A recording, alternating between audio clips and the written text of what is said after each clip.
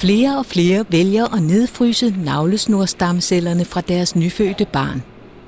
Navlesnorstamceller regnes nemlig for det mest potente af alle voksne stamceller, fordi de er 0 år gamle og vedbliver med at være det, når de opsamles og nedfryses i forbindelse med fødslen.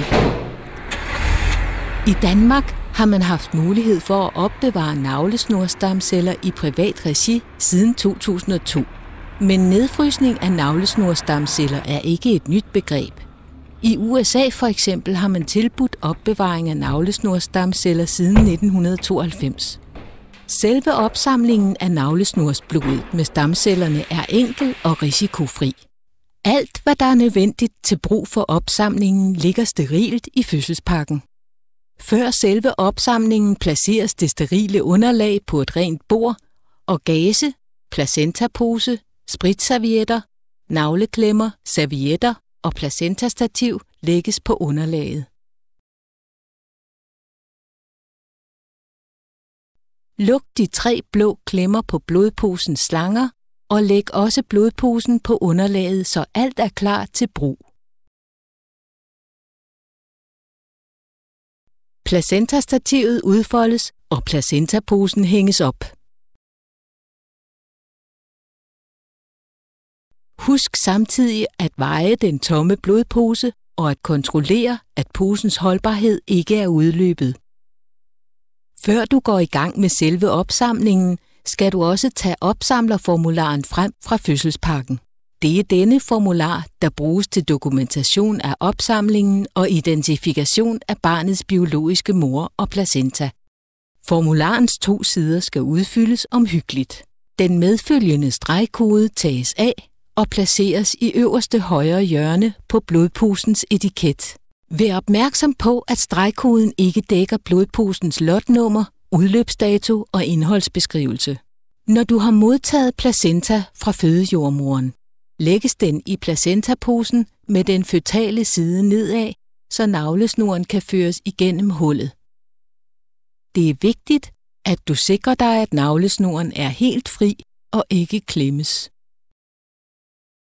Skift sterile handsker og åbn spritservietterne.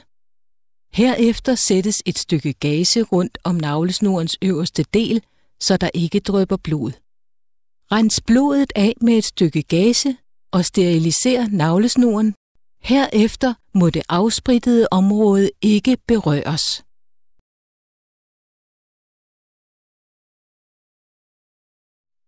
Vrid beskyttelseshætten af den kanyle, som er tættest på blodposen. Hold navlesnoren fast med den hvide navleklemme. Stik kanylen ind, så nålens skrå kant peger væk fra dig. Åbn klemmen tættest på blodposen, og dernæst klemmen tættest på den anvendte kanyle. Tyngdekraften vil nu få blodet til at løbe over i blodposen, som skal være placeret lavere end den indstukne kanyle. Vip med mellemrum blodposen lidt, så antikoagulationsvæske og navlesnorsblod kan blive blandet maksimalt. For at sikre, at placenta og navlesnor bliver tømt helt for blod, kan man malke navlesnoren blidt med nedadgående bevægelser. Så snart placenta og navlesnor er tømt for blod, lukkes de blå klemmer, så der ikke kommer luft i slangerne, når nålen fjernes. Det resterende blod i slangen presses over i blodposen ved hjælp af den blå klemme, og til sidst lukkes slangen med den blå klemme tættest på blodposen. Nu er blodposen med slange, kanyler og beskyttelseshætter klar til at blive vejet. Skriv vægten på opsamlerformularen og gør blodposen klar til transporten til StemCares laboratorie. Det gøres ved at placere den hvide navleklemme ca. 5 cm over den blå klemme tættest på blodposen og klippe slangen med kanyler af. Efter opsamlingen skal navlesnorsblodet opbevares ved stuetemperatur, der bevarer cellernes høje kvalitet og hurtigst muligt transporteres til laboratoriet. Blodposen lægges i den medfølgende Ziploc-pose sammen med et stykke absorberende materiale. Pres luften ud, luk posen omhyggeligt og anbring den mellem de 2 gelposer, hvoraf den ene er monteret en temperaturmåler, som skal vende mod blodposen. Saml poserne med en elastik. Poserne lægges fladt i bunden af den flamingokasse, som følger med fødselspakken. Låget sættes på, og fødselspakkens øverste paplag lukkes. Husk forinden at tage de medfølgende klisterbånd fra.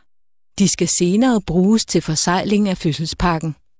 Huskekortet tages også fra og gives til barnets forældre. Stregkodearket og alle formularerne placeres herefter i den anden ziplock-pose og lægges oven på det inderste paplåg. Til sidst lukkes fødselspakken helt i, og pakken forsegles med klistermærkerne. Opsamlingsproceduren er nu afsluttet, og navlesnorstamcellerne er efter behandling i Stemcares laboratorium klar til at blive nedfrosset ved minus 180 grader. Under disse forhold vil navlesnorstamcellernes fulde egenskaber blive bevaret, så længe det skal være, så de til enhver tid kan tages op og gøre gavn, hvis barnet senere i livet får behov for det.